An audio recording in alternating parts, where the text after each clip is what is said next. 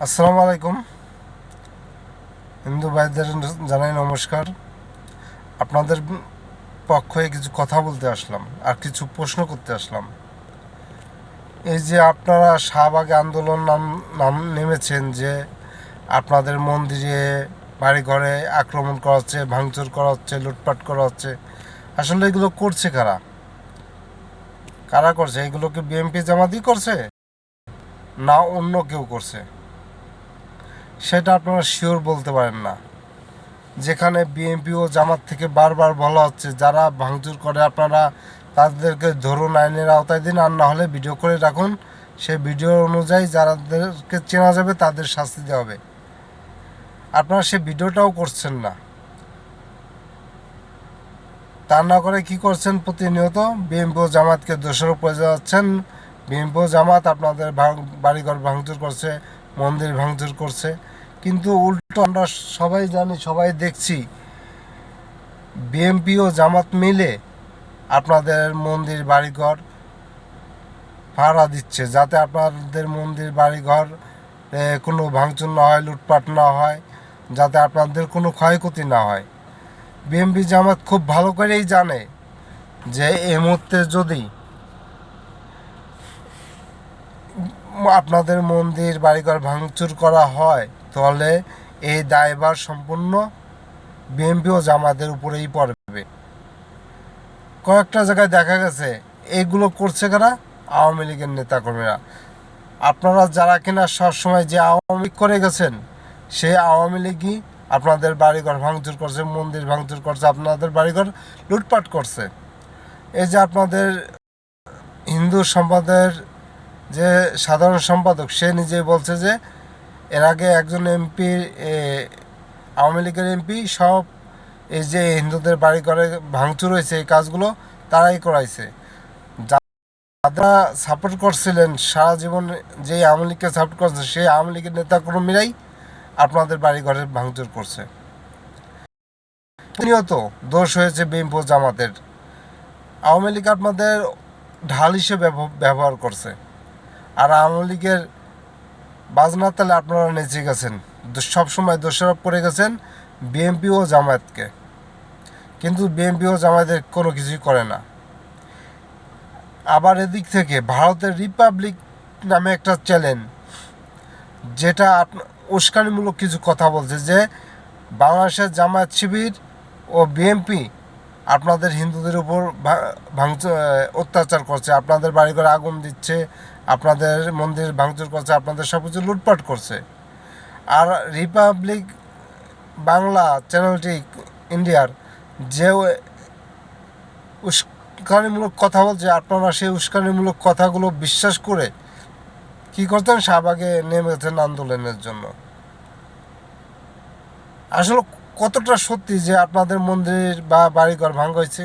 কয় জায়গা আপনাদের? হ্যাঁ, মন্দির মন্দির বা কোনো আমিকের নেতা যদি হিন্দু থাকে, তাদের বাড়িঘরে ভাঙা হয়েছে। শুধু হিন্দু নয়, মুসলমানদেরও হয়েছে।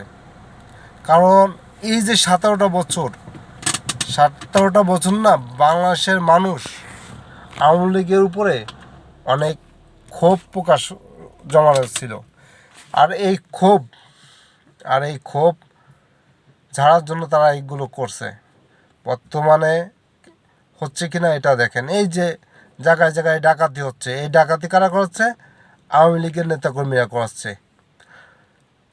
যখন এই যে সেনাবাহিনী কয়েক জায়গায় ডাকাতদের ধরে সেনাবাহিনীর হাতে তুলে দেওয়া হলো, সেনাবাহিনী যখন জিজ্ঞাসা করলো যে কারা করছে, তখন ওই ডাকাত দলের সদস্যরা বলছে যে অমুক আওয়ামী লীগ নেতা করাইছে, অমুক আওয়ামী লীগ নেতা করাইছে, তমুক ছাত্রলীগ নেতা করাইছে, এগুলো বলছে। তো আপনাদের উপরে হামলা হলেই যে সে হামলাটা বিএনপি আর জামাত করে, এটা কেন ভাবেন আপনারা? আপনাদের উপরে হামলা করে দোষ চাপানোর জন্য বিএনপি ও জামাতের উপরে আওয়ামী লীগ কি এই হামলাগুলো করতে পারে না? এই লুটপাটগুলো করতে পারে না? আপনারা থাকেন বাংলাদেশে, কিন্তু যে বাইরের দেশের একটা টিভি চ্যানেলের উস্কানিমূলক কথা শুনে যারা তা আপনাদেরকে একটু খোঁচা দেয়, সেই খোঁচা শুনে আপনারা নিজের দেশে প্রতিবাদ করতে নেমে পড়েন এবং নিজের দেশকে খারাপ একটা রাষ্ট্র হিসেবে পাশের দেশে পরিচিত করান। কেন করান এগুলো? বৈষম্য বিরোধিতা যদি থাকে, সাম্প্রদায়িক বিরোধিতা যদি থাকে, এটা ভারতের মধ্যে আছে, বাংলাদেশের মধ্যে নাই। এটা ভারতের মধ্যে থাকতে পারে, কারণ ভারতে মুসলমানরা নামাজ পড়তে যেতে পারে না, স্বাধীনভাবে চলতে পারে না, স্বাধীনভাবে কথা বলতে পারে না। তার সাথে এই যে গরুর যে কুরবানি, একটা পশু কুরবানির যে নিয়ম, যে গরু কুরবানি দিতে চায় মুসলমানরা ভারতে, সেই কুরবানিটাও দিতে পারে না। এরকম কিছু তো বাংলাদেশে আপনাদের প্রতি করা হয় না। আপনারা আগে জানুন, দেখুন, যাচাই করুন যে কারা করছে আপনাদের বাড়ি ঘরে ভাঙচুর, মন্দিরে ভাঙচুর ও লুটপাট কারা করছে। এটা বিএনপি হলে বিএনপির ওই নেতা কর্মীদের গণদোলাই দিন, তার আইনের হাতে তুলে দিন। এটা তারেক রহমানের ডাইরেক্ট আদেশ আছে। যদি জামাতের লোক হয়, ডাইরেক্ট আপনারা তাদের প্রতিহত করুন, গণদোলাই দিন, মেরে ফেলান, প্রয়োজনে গণদোলাই দিয়ে মেরে ফেলান, আর না হলে আইনের হাতে তুলে দিন। আর যদি আওয়ামী লীগ হয়, আওয়ামী লীগের ওই নেতা কর্মীদের গণদোলাই দিয়ে মেরে ফেলান, নাহলে পুলিশে আইনের হাতে তুলে দিন। কিন্তু আগে যাচাই করুন আপনাদের বাড়ি ঘরে ভাঙচুর কে করছে, লুটপাট কারা করছে, এটা আগে ভালো করে যাচাই করুন। তারপরে বিএনপি বা জামাতের কে দোষারোপ করুন, তার আগে করবেন না, দয়া করে। আমরা সবাই বাংলাদেশের মানুষ, সবাই একসাথে থাকবো, একসাথে এই দেশটাকে পরিচালনা করব, এটাই চাই। আপনি হিন্দু, মুসলমান, খ্রিস্টান, বৌদ্ধ, কোনো ভেদাভেদ নাই এই দেশে, সবাই সমান। আর এটা সবসময় প্রমাণ হয়ে আসছে। দু একটা হামলা বা দু একটা ঘটনার কারণে আমরা যে হিন্দুদের সম্প্রদায়ক মনে করি তা না, আমরাও মনে করি ওরা আমার যতটা অধিকার আছে আপনাদের ততটা অধিকার আছে, এটা আমরা মনে করি। তাই যেটা করবেন অবশ্যই ভেবেচিন্তে করবেন। সবাই ভালো থাকবেন।